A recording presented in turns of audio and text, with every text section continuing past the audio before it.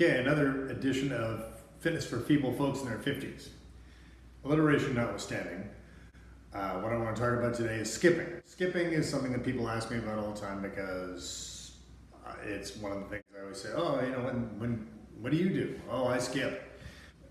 Former training partners, and Richie, you know who you are, always sort of equated that to me with, you know, skipping like a 9-year-old girl.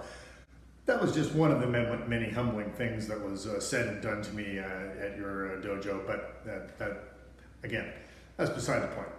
Anyway, the reason I like skipping is, especially for somebody, you know, in my age category that has sustained a number of injuries and things like how to click and pop the way you hope that they aren't going to click and pop. Well, it's safer than running.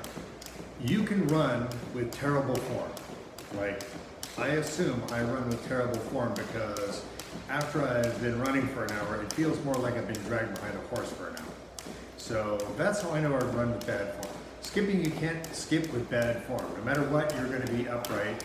You're going to be, you know, you're going to keep your spine in line. You're going to keep everything fine. You're also not going to do what they call a heel strike. When you run, typically, a runner will do a heel strike, where they're hitting the ground with their heel first and then pushing onto their toe, onto their forefoot. This puts about 3 times your body weight through all the joints in your body as you make that heel strike. If you look at here, you can't really do a heel strike when you're skipping. Matter of fact, you know, you're sort of only going about that far off the ground each time, and you're only coming down your toes. So your feet and your calves end up kind of working as a shock absorber. And this is particularly handy for reducing the impact of each step. So if you can imagine the difference between jumping down on your heels with 3 times your body weight and just jumping on your toes and absorbing each and every strike, you can see the overall benefit. So you can go for a long time without injuring yourself. And again, this is my anecdotal evidence, but it's what's working for me because I can skip for, well, as many hours until I'm old. So eventually I'll have to go to the bathroom. The other thing about skipping is it does engage a few more of your muscle groups. It's a little bit more in your core, definitely in your shoulders and your forearms. If you use a weighted rope like I do in this video, you know, it's got like a pound in each, which doesn't sound like a lot, but you know, if you skip for 20-30 minutes, that pound starts to add up, and it does sort of get you right in the deltoids. Again, in a safe way. So it doesn't wear anything out. The rope, you can do it anywhere. My garage, squash court like this, or you know, anywhere you go. It's easy to throw in your bag, it's easy to take to a hotel, easy to work on vacation, whatever. If you're that person, don't be that guy. Really. You can do a lot of variety when you're skipping. You can, you know, work a lot of different steps into it. You can make it go in hard intervals and soft intervals. You can go, you can do Tabatas with it, where you're you know, going, you know, using double unders or something like that to do the 20-second bursts, and then just go back to singles for the 10-second rests. You know, do 8 sets of that. That's going to get your heart rate up there. I also have been led to believe, and again with my own, you know, when I wear my heart rate monitor, if I run on a treadmill for 30 minutes at 7 miles an hour, I'll burn, you know, somewhere in the neighborhood of like 330 calories or something like that.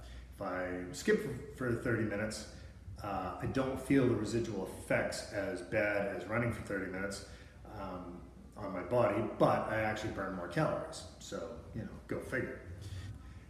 One complaint that people have is like, oh, skipping's hard. I don't know how to do it. And so they'll, or if I suggest it to somebody and we're standing in a gym or we're standing next to a rope and I'll hand them a rope and they'll skip for 30 seconds with me watching them, and of course it'll hit their feet and they'll feel shame, you know, they'll go away. But people say skipping is hard. Skipping's not that hard, and there's one simple way to learn how to skip properly, and that is go into a place where nobody can see you doing it and practice for a half an hour. That's about how long it takes somebody to get the technique down. Now you may have to break it up because it is exhausting when you first start doing it, because you jump a little bit too high and you swing and you're a little bit more tense.